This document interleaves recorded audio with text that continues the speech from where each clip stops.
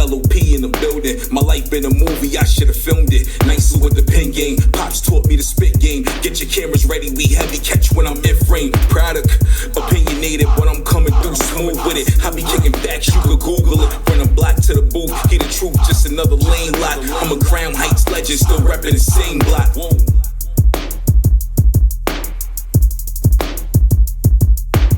You are now listening to the Life of Produk podcast.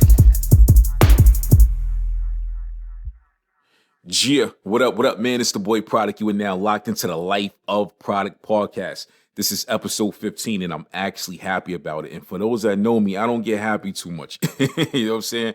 I might laugh, I might joke a lot, but I'm not a happy person. Like, I'm too much of a serious person. But the fact that we made it this far and we're at episode 15, I am very happy about it. You guys are like the driving force of this shit. You know what I'm saying? Like, real talk, like from the emails that we get, from the retweets, from the reposts, everything like that. Like, the fact that you guys are so into the show, I really appreciate it, man. I really, really appreciate it. Today's episode, we're going to talk about perspective. Perspective is a very, very serious thing. The way we see things in life it pretty much shapes who we are. Real talk, I've never heard anybody say this. I've never read it. I don't know if you guys want to look it up. I'm not going to look it up because I don't fucking feel like it. But I feel like this is true. I feel like the way we see things, our perspective on life might play a part in how long we live. Real talk, because, you know, they say stress is like, it can kill you. And especially in the black community, stress is like one of the number one killers of black men. Older you get, you know what I mean? Imagine, you know, you're older, you're stressed out about credit, you're stressed out about bills. All these like real serious things that us adults stress out about. Then you fuck around, you might have like a person might live to 55, 60 years old, they've been stressed out, boom, they die. You might fuck around and have like a 95-year-old Rasta that just chill in Jamaica and roll up every day, and he's happy as fucking still alive and shit. You know what I'm saying? Perspective, because from his perspective, life is good. He wakes up to nature. He wakes up to nobody bothering him and shit. He wakes up and he controls his own world. You know what I mean? Then you might have come back here. A person has to get up every day. You live in Brooklyn. You got to move your fucking car for alternate side parking. After you move your car, you got to rush to the train station. You got to jump on the train and go to Manhattan. You got to work till 5:30. Rush back, pick your kids up from daycare. You know what I'm saying? So that actually might be true. I don't know. I'm kind of willing to roll the dice. You know what I'm saying? On that shit. But perspective is real. Our perspective on life kind of starts out how we were raised. Like the household that we grew up in can really play a part in our perspective, in the way that we see things. Also, the things that we go through in life. You know what I'm saying? I grew up in a household. My pops wasn't really into politics like that. My mother was a Democrat. Let's talk about politics for a minute. How people perceive things and the perspective on that side. Take us, a black family. You know, we lived in the hood. We didn't have money like that. And you know what? To touch the basis of politics real quick, right? I've been seeing a lot of people. I don't know if it's cool now for black people to like be anti-Democrat and shit like that. I don't know if that's the cool thing. But, and I'm going to keep it real with y'all. Democrats have done more for me in my life than Republicans have. They have. Now, with that being said, and me feeling like that and growing up in a Democratic household, let's look at a kid that might grow up in a Republican household. His perspective on life and the way he sees things are different because, like I said, the household that you grew up in, the way you perceive things, that plays a big part in it.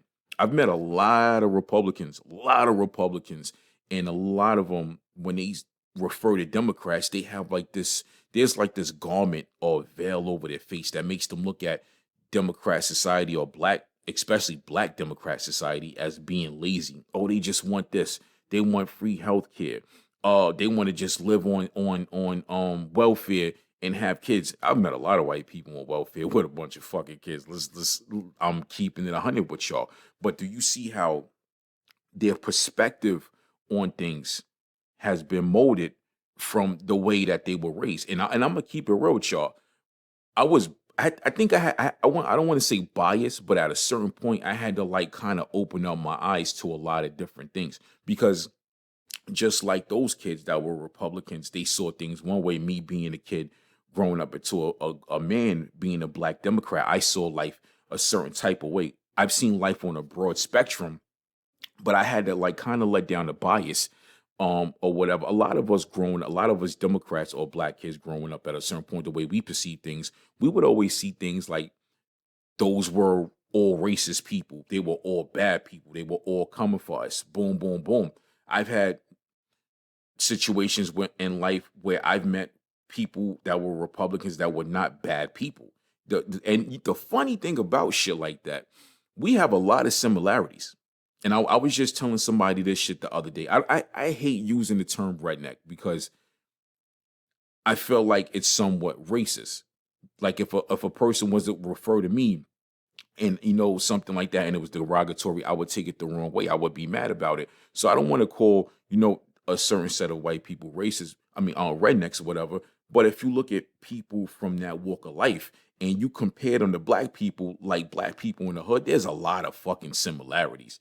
You know what I'm saying? A lot of similarity. Yo, look, I'm from the hood, so I can say shit like this. Even on the ghetto side, on the hood side, the shit that we be doing in the hood, in the ghetto, they do the same shit. It's the same thing. And nobody says this because a lot of people don't know. A lot of people don't know. Like I told y'all in previous episodes, when I was 15 years old, I moved out of Brooklyn and I moved down south. And within the first 2-3 months, I started seeing all of these similarities. And I was like, oh shit. And that changed my perception on a lot of things. So when we argue about the Democratic race and we argue about the Republican race and we all perceive each party as they're going to save us, guess what? They fucking don't. They don't. We're the ones just sitting back still suffering. Want me to keep it 100 with y'all? If a lot of us on each side drop these bias in the way that we see things, we would actually pretty much kind of be able to change society. We kind of would. You know what I'm saying? There's the other political party out there. I don't know much about them. And I actually personally know a few people that converted to it. I wouldn't do it because I feel like it fucks up the balance of everything. You know what I'm saying? But in my argument that I'm trying to make, the way that we perceive things and they perceive things with the similarities that there would be a lot of change within our society and in their society. And there will also be a gap that could be bridged. There's a gap. There's a huge gap that has to be bridged. And will it happen? Nope, I don't fucking think so. You know what I'm saying? The way I perceive society and the way I perceive people in general, human beings are fucked up. We're fucked up. And I've felt like that ever since I was a child, and I will feel like that until the day I am an old man, hopefully an old man, and I die. I'm gonna feel like that. And there is absolutely nothing that can change my mind. Yes, there are nice people in this world, but overall, human beings are fucked up because we base everything off of what we can get from other people and out of life. And not everybody can be a winner in life. Some people, once you implement that, I want to get further in that competitive factor, somebody has to be the loser. Somebody has to, based on the scale that we're at, somebody has to be the loser. It shouldn't be like that. Everything should be equal. The way I perceive life, everything should be equal. And unfortunately, it's not. Like, so ask yourself, are you a glass half empty, glass half full type of person? And I really want y'all to stop for a minute and really ask yourself, are you a glass half empty, glass half full type of person? Me, unfortunately, I'm a fucking Gemini, and I become indecisively two-sided with fucking everything. And I have to look at things from both perspectives before I make big decisions in life. Me personally, I'm a little bit of both. I don't know if I'm allowed to be that way, but I am a little bit of both because I would say I'm more of a glass half empty type of person because with my experiences in life, I've had experiences in life where people just want to take, whether it's the government trying to overtax me for shit, whether it's people, boom, bang, this, fucking that. I am more of a glass half empty type of person because everyone just wants to take. And then with life circumstances, I've considered these things too. On the glass half full type of side, I tend to work through my problems. So when I was growing up, my pops used to always try to implement to me, you need to look at the positive side in life. He says, stop looking at the negatives, look at the positive side and take that positive side and build.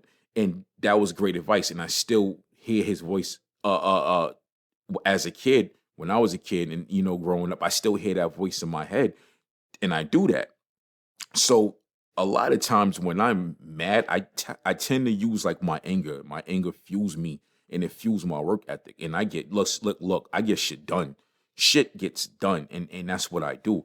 But on that glass half empty, glass half full side, I'm a little bit of both, but I would say I'm more of a glass half empty type of person because with the shit that I went through in life, I've seen firsthand how a lot of that type of stuff can be fucked up. You know what I mean? So, with my life, I've lived. I perceive things a lot differently from a lot of people because my life has taken levels. I've been at this level, that level, that level. I've been poor. I grew up in a 1-bedroom apartment with 5 of us in it. Rats, roaches, fucking cold, no heat, all that shit in the heart of Crown Heights, right on Crown and Schenectady. Utica Avenue was down the block. So I've been poor. I went from living poor to living in a house. I've been middle class. I've been middle class with 2 vehicles. I had 3 vehicles at one point. One time I had a car, I had an SUV, and I had a work vehicle, which was a truck. So I've done all of that. I've lived to the point where I was somewhat well off, where I had X amount of money in my account, and I was able to literally do anything I wanted. You know what I'm saying? The main thing about all of those levels that I've been at, I've always remained humble and I've always kept my humbleness because guess what? That shit could get taken away in a blink of an eye. Whether you get sick, whether you make a bad decision, a bad financial decision, or life circumstances say, you know what, I'm gonna fuck you up real quick. Because it happens, yo. That shit's happened to me. It's oh man, I don't want to get too deep into that. But I perceive things because I've lived at all of these different levels. And the funny thing about perception, you are you, everyone else is everyone else. So just how you perceive things, they're going to perceive shit as well. They really are. I've noticed when I was a poor kid growing up, clothes was not nice, had holes in it, hand-me-down shit like that. I got treated a certain type of way. I did. There's been times I got treated bad by other kids that was just as poor, which I thought was fucking weird. It was the weirdest shit in the world. You know what I'm saying? I've even had adults treat me a certain type of way as a child because they could smell the poorness coming off of me. Now, one person's poor is not another person's poor because we all perception, we look at life differently. A lot of people, they don't care about what you're wearing. They don't care about what you live. As long as you're living and you got a roof over your head, a lot of people perceive life like that, but unfortunately, not everybody does. So I've had situations in life where I was treated badly because I was poor. I ain't have it like that, and I think that's fucked up. And I think that society, people in society walk around with these prerequisites in their head that you're supposed to look this way, you're supposed to be this tall. You're supposed to be this slim. You're supposed to be in shape. You're not supposed to be in fat. Why do we do shit like that? Why? We're all unique in our own way. We're all born a certain type of way. If a person is overweight, let that person be overweight. They might be happy. That person might have their bills together. That person might be a God-fearing person. But y'all look at what's on the outside of people. A lot of people, y'all don't never take a step back to analyze and to see what's on the inside. Y'all don't see what that person has to offer to society. Y'all only care about the outside. And a lot of people are jaded. Back to what I was saying. I was poor. I got treated a certain type of way. When I was middle class, that my perception kind of not altered, but I would say it upgraded because I took my poor experiences and I applied it to my middle class life. Now I'm being treated as a different type of way. I'm being a hey, how you doing? People are noticing me, things like that. Girls want to date me now and shit like that. And the funny thing about it, when you level up in life, you can't forget where you was at. And you tend to sometimes equate and almost revert back to where you were when you hit that middle class shit, from the person you were when you was poor. Because I would always feel like, and the crazy thing is, I felt funny at times because the treatment that I was getting from certain people, some of those same people didn't treat me like that when I was poor. When I was poor, they talked about me, they laughed at me. I had people that were so-called somewhat quote unquote friends that spread rumors about me when I moved out of Brooklyn. I would hear shit like, "Oh, he didn't move. He's not doing good. He live in Red Hook. What the fuck?" You know what I'm saying? It was funny shit. You know what I mean? When I would go back and I would visit, I would always drive back a lot. I would do road trips. Me and my brother. That was our thing. We would do road trips. So I would drive back to Brooklyn, pull up, nice car. I'm a college student. I was actually a working college student at a certain point. So at a certain point, I was a broke college student. I went from a broke college student to a somewhat decent, well-off college student. I'm making money. I got money in my pocket. Then after college, I was still driving back. I got bread. I'm pulling up on the block. People see that. These same people, they kind of want to be cool now. You know what I mean? Which I thought was weird. Now it's like, yo, what's good with you? What's the links looking like? Nah, fuck out of here. Nah, no, no, because I didn't get that same treatment from these same people whenever boom, boom, boom. Then you got the people that want to be friends on social media and shit and stuff like that. Then it went from that to at a certain point being well off. Nice crib, 2-bathroom crib, stuff like that. People, once they see you level from boom, boom, now you up there and you could listen, man, motherfuckers ain't stupid. They can smell when you got money. People can smell when you got money. They can smell it a mile away. You know what I'm saying? As soon as you walk through the door, yeah, he got bread. You know what I mean? And I try not to base my life off of how much is in my account, what I could go do right now. I don't do that because I'm well aware that it could be taken away at any point in time. But a lot of these people that smell that money on you, they see that and they're vultures. They're vultures. Now they want to be cool with you. They want to know how you're getting it. They want to know boom, boom, boom. But guess what? There was no secret formula to that. I had a very good job. That's the secret formula. You know what the secret formula was? I was working 16 hours a day. That was the secret formula. That's it. There was nothing. I wasn't some guru sitting inside of a fucking office and crunching numbers, bong, bong, bong. I was getting my ass up and I was working. I was working from like 12 in the afternoon till the wee hours of the morning, 16 hours doing doubles. But guess what? I was reaping the benefits of it. And a lot of people are not willing to put the work in. So the way they perceive it on the outside, their perception of you, you're just like this super fucking individual. You're getting money, you're boom, boom, boom. But they don't see the 5-6 days a week you're going without sleep or you're sleeping 2-3 hours. They don't see the fact that a person like me was working in the cold, in the snow, in the rain. They didn't see none of that. They only saw the outside. They saw the Charger with rims on it. They saw the jewelry. They saw the nice sneakers. They saw the nice coats and stuff like that. They did not see the work that was being put in. Perspective is fucking crazy, yo. But perspective, man, perspective will make or break you. It'll also create a certain type of energy around you because a lot of people see everything in a negative way. And at one point, I kind of almost fell into that, and I had to like change the way I was thinking because when you think positive things happen for you. If you walk around thinking negative all day, you got a scrunched up face. You start getting them ugly ass little lines in your forehead. You know what I'm saying? Your shit is bad. It's very, very ugly. But the negativity is worn on the outside. It's worn on the outside, just like positivity is worn on the outside. I personally know people I've never seen mad at all in my life. I got a homie. She's in the service. She's over like in Germany. I've never seen her mad ever. I've never ever seen her mad a day in like since I've known her. And I don't fucking understand. I don't get it. I really don't get it. But I think that's dope. I think that's dope. And I think it's great that when people carry that type of positive energy, you need to be around them. You need to absorb some of that shit. Like, yo, look, let me hold something. Give me a handful. Because you don't want to be around the negative people that just see everything bad all day, because then you're going to start, even if you're around people like that or you know people like that and you're constantly in contact with those people, even if you're trying not to do that, it's going to domino effect into your life some type of way. Some type of way is going to come into your life. You don't believe me? Trust me. Trust me. I'm speaking from experience. People that are always mad or they're always talking with a very loud voice. Boom, boom, boom. You might find yourself mid-conversation doing the same shit. Now you got this whole cloud. You got this gray cloud over you, and you're looking at everything in a negative manner. You don't want to be like that. Shit. I mean, yo, the way we perceive things, shit, look at relationships. You know what I'm saying? A lot of us are fucking damn near done with them shit. Shit. I'm speaking from experience. Oh my gosh.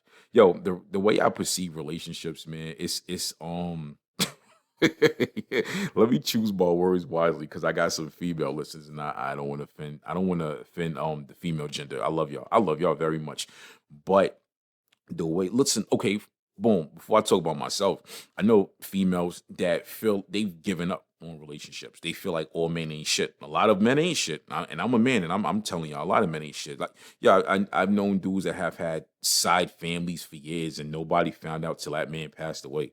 You know what I'm saying? That shit is crazy to me. So a lot of females that perceive that and look at shit like that, I am actually not mad at y'all.